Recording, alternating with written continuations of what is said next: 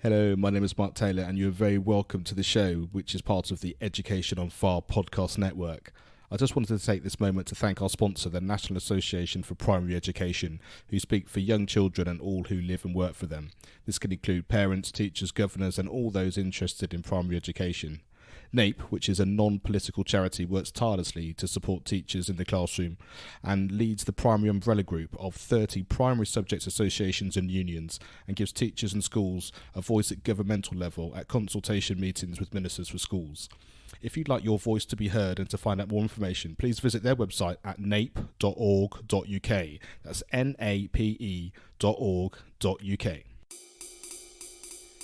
Hello and welcome to the Education on Fire podcast. The place where we share creative and inspiring learning in our schools.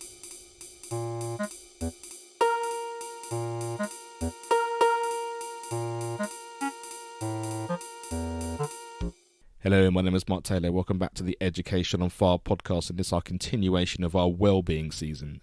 Today I'm chatting to Tina Owen-Moore, who's an award-winning educator who started off as a high school English teacher in Milwaukee, Wisconsin. But back in 2005, with a grant from the Bill and Melinda Gates Foundation, Tina worked with a group of teachers and students to open the Alliance School. The first school in the nation started with the explicit mission of reducing bullying. She led the school from 2005 to 2016 and has consistently worked to share the Alliance practices so that all schools can be safe and inclusive places for students. This has now turned into a book which Tina is going to be sharing with us, as well as her experiences and the great insight she has. The reason I was very excited about this conversation was the fact that, of course, the environment that our children get to live and work and grow is incredibly important to how their life then proceeds through their education work. And Tina's in a fantastic place to be able to share that wisdom with us. And I hope you really enjoy this conversation with Tina Owen-Moore. Tina, thank you very much for chatting to us today. Thank you so much. It's such an honor to be here. So, let's start at the beginning. I know you've been in education for 20 odd years, so why don't you start with how you got into education and then how all these things have developed through the start of the school and the book as well. Okay. Well, I never imagined that I would be in education to start with. I was probably, the most rebellious teenager there was, but I was in college. I was studying to be a lawyer. And I met somebody who was studying to be a teacher, and something just lit up in me, and I knew that was what I had to do. And I knew that I wanted to make it different than my own experience of school growing up. Wanted to make it a place where everybody's stories counted, where it was inclusive and really recognized the things that people had gone through in life. So I switched my major right away and made it, became a teacher. And I was teaching in Milwaukee, Wisconsin, and one of the large city schools there. And I loved what I was doing every day. And at the same time, I knew that bullying was an issue in school, in that school and in many schools. There were a lot of stories in the news about bullying being an issue. And so when Bill Gates gave out the opportunity to start small schools in Milwaukee, I said, what if we could start a school where the mission was to be a safe and inclusive place for all young people? And we would do it by building relationships and using restorative practices and preventative practices to really build a culture that fit for everybody. So that's kind of a brief tour into a very long journey in education. But it wasn't something I planned, but in the end, it's definitely a calling for me. I think what I love the most is the fact that, as we just described before when we were chatting, is often well-being is seen as something which is almost to support people when there's a problem which is turned up, something that we can do to help fix something, and actually to start with the whole premise that actually what we want to do is to create an environment and a place of learning which starts in that positive way with a really clear goal that's what its focuses on, and I think it's amazing that was the original mission, and of course it's been incredibly successful for a number of years. Yes. Yeah. So many people approach the topic of bullying from a standpoint of, how can we address it? What kind of policies do we need? What consequences do we need? But so much more of the work comes from a preventative space and really building a culture where nobody wants to harm people around them. I mean, when you can build it, there's a quote that is at the heart of everything we do at Alliance. It says, if you can see yourself in others, whom can you harm? And so we start from the beginning of trying to build a place where people can see themselves in others. And is there an important age range where this needs to start? I sort of think if you start young enough, because inherently everybody when they're young is just starting from a pure place of learning, a pure place of excitement, of growth, and then as we go through life, we get the layers and layers of society and factors or parenthood or whatever it happens to be start to go on. So in terms of age, is it important to start this early? Is it that when you get to high school and that sort of secondary school here in the UK that you can put these things in place that it makes a difference? And what's your take on that? I think, well, it's amazing to start when people are young just because it builds that kind of acceptance and welcoming spirit in young people. If you, as an adult, have ever heard somebody else's story and it changed the way that you thought about them as a person, you know that this is work that can happen at any age. And I'm a real advocate for this being part of the work for adults, for teenagers, for young people. It's how you build the culture. It's how you build the community where people can work well together and just have that empathy to begin with. And just take us into that a little bit. How did you go about starting that? What were those cultures? What were those ethos that was set up that people could actually understand and that were actually taking part in? Yeah, so my aha moment was when I was a teacher, probably in my second year of teaching, and I was an English teacher, so I was having students write novels of their lives in my class. Like they were writing their own stories. And every few weeks they would write a chapter and we'd edit it and everything. And through their stories, I was learning so much about them, both the good stuff and the hard stuff. And there were times when students in the class would be teasing or ribbing, as they call it often here. And I would just think, this child can't handle one more thing, because I knew what was going on in their lives, but I also could not tell the students around them because it was confidential. I had promised them this confidentiality. So I decided to do an exercise in the class that would protect the anonymity of people by giving people an opportunity to share their stories in ways that would make it visible, but would also keep it confidential. So I did this activity where I had everybody write down all of the hard things that they had been dealing with and little scraps of paper. And then I had them throw them all in a big box. And then I passed around the box and everybody reached in and grabbed a handful and I had them make a collage of all of the things that were happening in their peers' lives. And when they were able to see all of that, they were stunned by just the enormous weight that people were carrying. And I told them, I said, I know these stories about you. I read your stories. And every time I see one of you hurting another, I think this person shouldn't have to deal with one more thing. And that small activity in the classroom changed the culture of the classroom. Students started respecting each other more. They started, if one student started to tease another one, another student would say, hey, you don't know his story. You don't know what's going on with him. Leave him alone. So it became this culture where people really respected the fact that people have a lot that they're dealing with. And from that space, I started to realize, this is something that we can always do. We can build this into the fabric of how we create teaching and learning, and started to do it more in my classroom.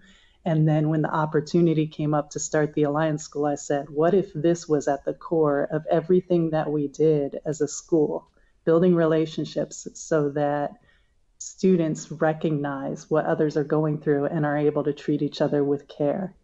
It really sounds like, it just envelops kindness and understanding. And a lot of the things that I've discussed on the podcast before, and also on the Learning on Fire podcast, where we go through sort of people's favourite teachers and why that was. Often it's the fact that they feel like they've been heard, or the teacher sees them for the real person that they are, despite any facade they might have within their class. But what I loved about what you just were talking about is the fact that it seems to do the same thing in a peer group. You know, like you said, it's the other pupils that are saying, but you don't know what this person's going through, you don't know what's happening in their life, and therefore to be respectful, to be kind, and to have that understanding. I think that's the first time I've ever heard it described in that way, which I can imagine is so empowering for everybody. And the fact that you're able to do it in an exercise which then became still sort of apersonal, you know, the fact doing it in a collage rather than people, you know, just reading them out even if they weren't their own, and that kind of thing, because it keeps the anonymity, as you say, but also it just makes it something which is part of the whole class. And I guess it's that kind of sort of share burden shared kind of thing. It becomes a collective thing, and I guess that might help to dispel that, like you say, that personal weight and that personal feeling of everything that they've got going on in their lives. Yeah, and it builds the trust in the community. So we were able to start in spaces like that and doing activities that are just, you know, getting young people to know something about each other. And then as time went on, people started to reveal more of their personal details and have an understanding that this was a place that they could trust their peers. So it's a step-by-step process that starts with simple questions, but as time goes on, people are really able to know that this is a space where they can bring their whole selves. And it's not just with the students either. I wrote a whole chapter in the importance of this work with adults too, and having the teachers in the school community have a community where they know each other, where they know why they make the decisions they make and what their values are and what's important to them so that they can work well together. Having been at the helm for 11 years or so, is it something which became easier as time went on when the ethos was inbred and people were coming into something which was established, or did, because it started even from day one with that as its central idea, did people feel that was how it was happening from day one? Yeah, no, this was definitely something that became easier as the years went on. In the first couple of years, it was really challenging building that community, especially since as a new school, you know, people signed up for a variety of reasons. It might have been because A was the first letter in the alphabet and they saw the school name and signed up, or, you know, the central office saw that we had seats and sent kids there. So when the school started up, we just had this, you know, mix of kids from all different places with all different backgrounds and reasons for being there. And, you know, at first it was really challenging. But as we built those systems and that culture and really used the practices to get people to know each other, it became easier. And then as the years went on, it became so much easier because the students started to own that work. So the students started to think about, okay, the new year is coming. We're going to have new students coming. How do we welcome them into the school community? How do we teach them our values? How do we make sure that they know how things work around here? So that the students owned that kind of preventative community building practice. And what kind of things did you realise, having then written the book about the whole experience, that maybe you hadn't quite realised while you were sort of in the heat of battle, as it were, actually part of the school? I think one of the biggest ahas and the hardest things for me was to recognize that my own leadership was part of it. I didn't even have a chapter on leadership at the beginning because that felt very much talking about myself. But as I stepped out of the space and was able to write the book, when students and teachers would come to me and tell me these were some of the things that you did, like one of the big things was trust. You trusted us. It was such a huge piece of what made it work, and not something that I would have known to write about at the time or to have as a key in there, because it's who I am. I trust. I come first from a place of trust and believe in the goodness of people. So that was such a eye-opening piece, was to step back and to see how the things I did really impacted practice and impacted the way I led the school. And if you actually had very much to do with the school having finished, and how's the culture changed? Like I said, so much of it is personality based. It's still got its ethos. It's still a school that's grounded in its morals and what it's trying to achieve. But has it changed very much from a personality point of view? They had a little bit of storming after I left, as they realized, as it took some time for the new leadership to kind of realize what were those key things that made things work. But over time, the community itself came together and started asking those questions. Who are we? Why does it work? What are we not doing that we used to do that we need to do? And the restorative practices in the school community is so strong. So right now we have 2 classes where students learn to become circle keepers and do the restorative practices for the school. One's a beginner class and one's an advanced class. And the beginner class kind of handles the community building for the school, like setting up circles, resolving conflicts, things like that. And then the advanced class goes out and trains people in the community and does some of the stuff for the school as well. And so that having that heart in the school, they really came together to figure out, like, what are we going to do as a school community to hold to our culture? And since that they've been able to do that, they've kind of been able to reposition themselves around what are our values, who are we, and how do we continue with this mission? So it's really exciting. I've stayed part of it. I've been, very involved in the community. This is the first year where it's not students who were there when I was there. So it feels a little bit different because before, when I was coming back, I was somebody that the students knew personally from my work there.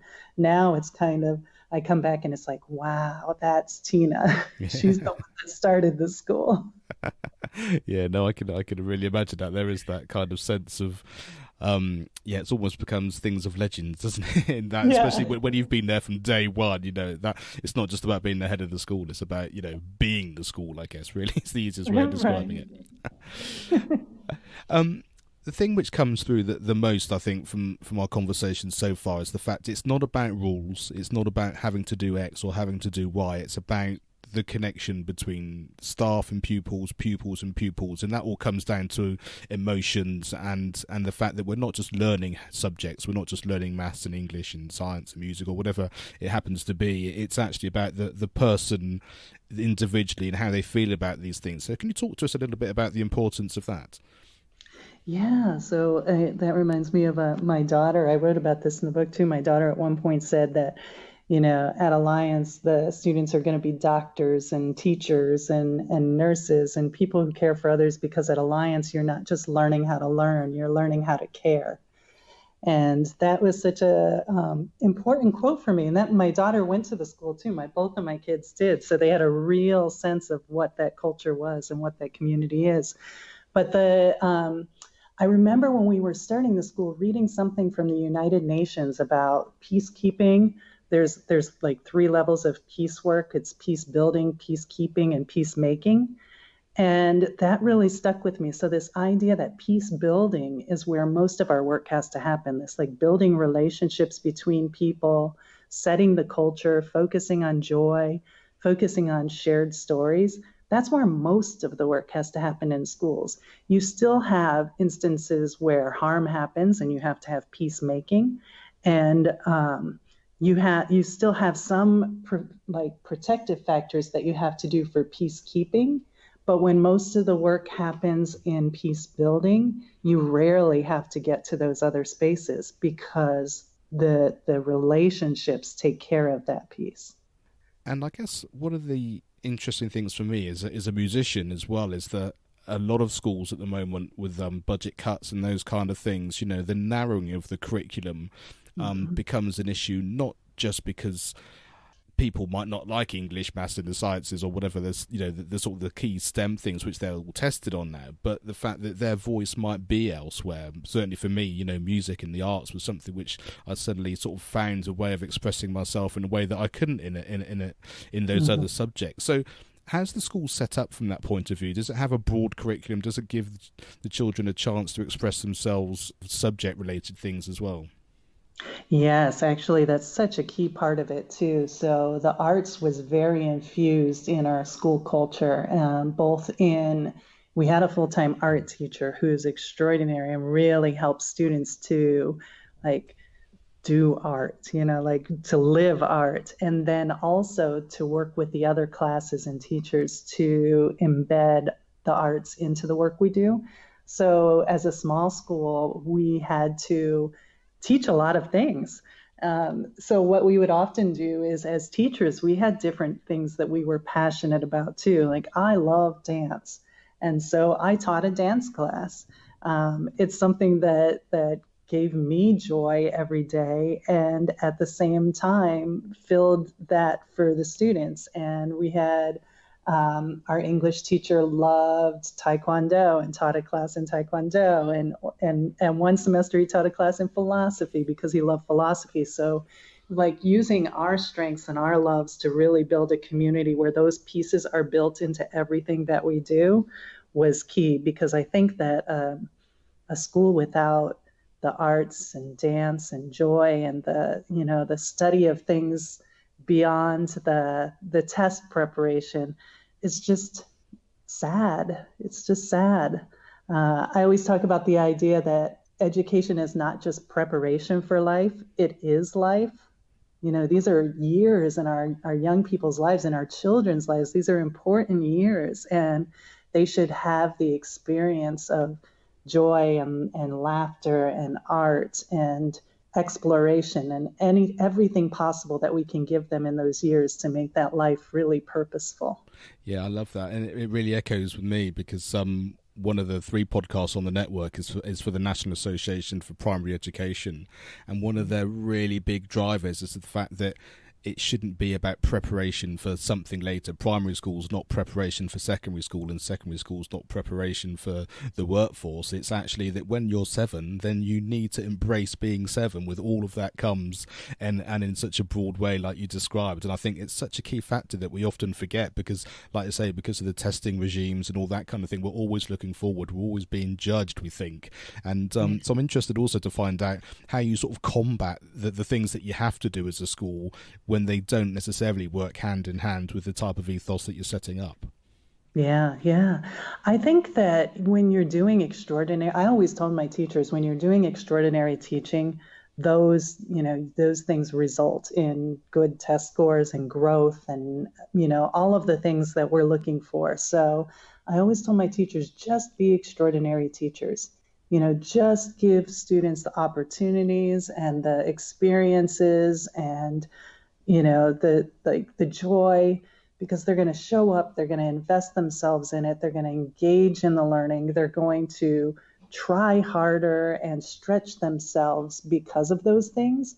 And it was always true. I mean, it was always true that our scores would go up and the growth, achievement gaps were diminishing and the students were happy and attendance was high. So that was always my theory. I know others have, pushed for other ways of getting there, but I always just felt like the most important thing was the experience that young people had in our schools. Yeah, and I've heard that from a couple of people I've interviewed over the years, and it takes so much faith, doesn't it? It takes so much belief that just do what you do best and the rest of it will take care of itself. And I don't know whether it's harder or more difficult doing it in a brand new school. I've heard heads coming to schools and take that philosophy when they're new within an established school and had to sort of really sort of fight their ground over a long period of time, and it is just that, if you're doing great things, then great things will happen, and the system's there to do what the system does, rightly, wrongly, or indifferent. But I think, like you say, when you've got the child at the centre of what you're doing, and when you're showing up as yourself as a teacher in that, I think that makes such a big difference. And I love the fact you said that the teachers were doing things which they loved, because then there's that personal connection in a way that's beyond the classroom, isn't there? Because you're able to share the love of that with the pupils too. Exactly. It's like when the teacher is lit up, the students are lit up too. And it also, I mean, it really, you talked about being student-centered and focused on the child. Also, I mean, when I say teach to your best and everything else will happen, I don't mean don't ever look at where the child is at or know what their needs are or anything like that. That's an important part of it too. But knowing those things and focusing on just doing great teaching is such a key to that success. Yeah. I completely agree. I always do the same thing when we talk about music. It's always that sense, teach great songs, do great rhythm, do ensemble stuff, create an ensemble, create a choir, and then if you look back at all the things that you've covered, if you have to tick box, if you have to cover any kind of curriculum, you've more than done it. And at the same time, without even thinking about it, the children have got an experience which is beyond what you could ever do by just sort of starting with having to fill in certain checkpoints along the way. Yes, that's brilliant. I love that. So for people that read the Alliance Way, what is it that you'd like them to take away from it? What's the real message of it that you think people will really be inspired by? I think the real message is that this is work that can be done. I think so many people treat bullying as something that just is and always was and always will be. And the thing I want people to take away is that that's not the way the experience of school has to be. It can be different, and it can be done in brilliant, beautiful, fun, and exciting ways. It's not a chore. It's not too much. It's possible. And I guess also is it the fact that it's not either or. It's not like we're creating an environment which is focusing on being bully free at the expense of everything else or ignoring everything else. It's the fact that it's just an integral part. And I think, almost from where we were beginning in terms of being kind and being empathetic to people around you, it just embeds a culture that just is very inclusive.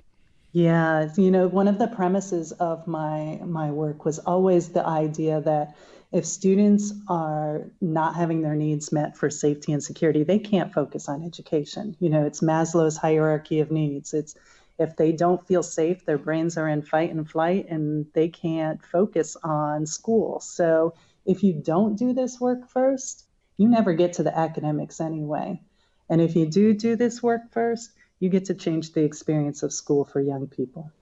Yeah, I love that. And I just suddenly had this picture in my mind of the fact that, of course, like you say, if you're physically feeling safe, and then by doing the sorts of things that you were talking about in terms of sharing stories, that you feel emotionally safe as well, then that just gives you the breadth to actually create an environment for each pupil to expand and to grow into, doesn't it? Like you say, whether that's an expressive piece of work or whether it's taking part in an activity, if you feel safe in that environment truly to your core, then they're going to get an experience, and everyone in the class, the teachers and everyone involved, in a way that's not possible without that being the case. It's so true. It's so true. They're not going to step in with their full selves until they feel that safety. Neither are you as a teacher. So it's really important work to do to start and to constantly be building throughout the way you teach. So for people who want to find out more, what's the best way for people to get in touch and to get hold of the book and to get in touch through a website? So I have a website called www.bullyfreefirst. With really focusing on the idea that this is the work that we have to do first in schools. And I am on Twitter and LinkedIn and Facebook, all as Tina Owen-Moore. And I am, excited to engage in this work with people. Well, thank you so much for sharing your story. I just find it inspirational. And as I said at the beginning, I think that understanding that creating the environment first, rather than all these things feeling like there's something that needs fixing, I think is just such an important message. And I think when we all start from there, everything becomes expansive. So thank you very much for chatting and sharing your story. And I wish you all the very best work in the future. Thank you so much, Mark. It has been such a pleasure speaking with you. Thanks for listening to the Education on Fire podcast. For more information of each episode and to get in touch, go to educationonfire.com. Education is not the filling of a pail, but the lighting of a fire. Do you need help and support in creating and embedding music in your school?